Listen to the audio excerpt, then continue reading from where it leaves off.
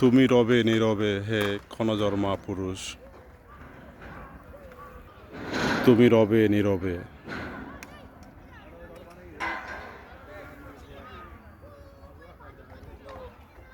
এক মহামানবের বিদায়, শূন্য থেকে শূন্য হয়ে গেল।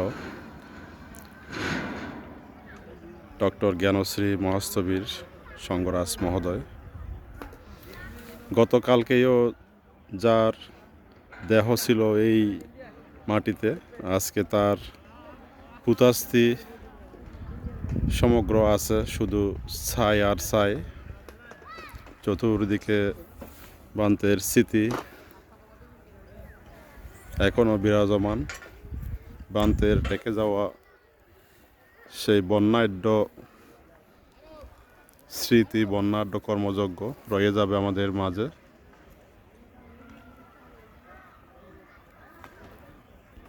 চিরকাল তুমি রবে অম্লান হে সঙ্গরাজ বান্তে।